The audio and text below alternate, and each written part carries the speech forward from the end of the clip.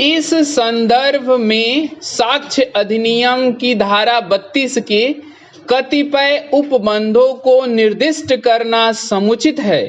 धारा 32 किसी ऐसे व्यक्ति द्वारा किए गए कथनों की ग्राह्यता के संबंध में है जिसे साक्षी के रूप में बुलाया नहीं जा सकता है। इस धारा में ही उन परिस्थितियों को विनिर्दिष्ट किया गया है जिनमें ऐसे कथन सुसंगत हो जाते हैं। प्रस्तुत मामले में हमारा सरोकार एक ऐसी ही परिस्थिति से है, अर्थात जब व्यक्ति जिसने कथन किया है मर गया है। अपीलार्थी की ओर से विद्वान काउंसिल ने मृतका के साक्ष्य को अपवर्जित करने का प्रयत्न करते हुए प्रमुख रूप से साक्ष्य अधिनियम की धारा 32(1) पर यह सुझाव देते हुए ध्यान केंद्रित किया कि यह साक्ष्य उपर्युक्त उपधारा की परिधि के अंतर्गत नहीं आता है और इसलिए अग्राह्य है। साक्ष्य अधिनियम की धारा 32 का सुसंगत भाग नीचे उद्धृत किया जाता है। वे दशाएं जिनमें उस व्यक्ति द्वारा सुसंगत तथ्य का किया गया कथन सुसंगत है, जो मर गया है या मिल नहीं सकता इत्यादि। सुसंगत तथ्यों के लिखित या मौखिक कथन जो ऐसे व्यक्ति द्वारा किए गए थे जो मर गया है या मिल नहीं सकता है, या जो साक्ष्य देने के लिए असमर्थ हो गया है, या जिसकी हाजिरी इतने विलंब या व्यय के बिना उपात्त नहीं की जा सकती जितना मामले की परिस्थितियों में न्यायालय को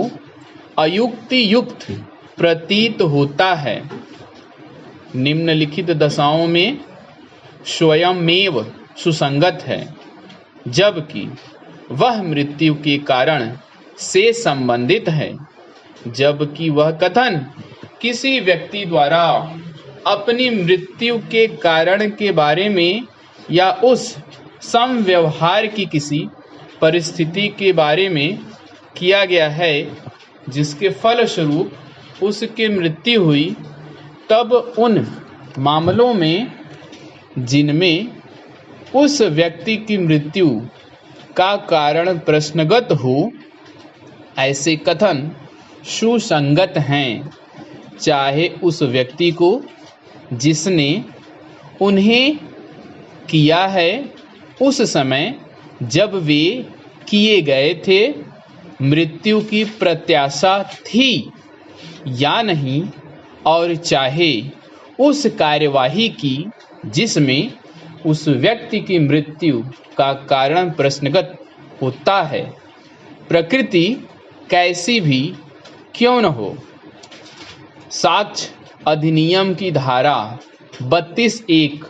को विख्यात रूप से मृत्युकालिक कथन के रूप में निर्दिष्ट किया जाता है। यद्यपि स्वतः इस वाक्यांश का साक्ष्य अधिनियम में उल्लेख नहीं है, न्यायालयों के पास साक्ष्य अधिनियम की धारा 32 विशिष्ट रूप से धारा 32(1) की व्याप्ति और परिधि पर अनेक बार विचार करने का अवसर आया है। साक्ष्य अधिनियम की धारा 32(1) का अवलंब लेने के लिए उपधारों में अधिकथित मुख्य शर्तों में से एक शर्त यह है कि विवादक अवश्य उन मामलों में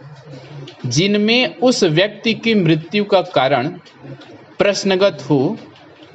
उद्भूत होना चाहिए। अपीलार्थी की ओर से विद्वान काउंसिल की दलील यह है कि प्रस्तुत मामले में उच्च न्यायालय द्वारा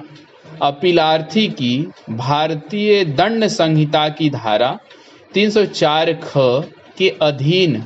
दोष मुक्ति और इसको चुनौती देते हुए किसी अपील के अभाव में प्रस्तुत मामला केवल भारतीय दंड संहिता की धारा 498 क से संबंधित है। अतः प्रस्तुत मामला उपर्युक्त उपधारा की परिधि के अंतर्गत नहीं आता है, क्योंकि अब यह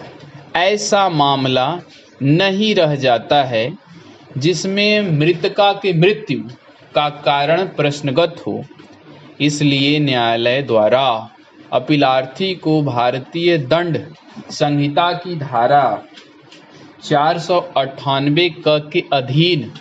दोष सिद्ध करने हेतु मृतका के कथनों को ग्रहण करने के लिए साक्ष्य अधिनियम की धारा 32(1) का अवलंब नहीं लिया जा सकता है।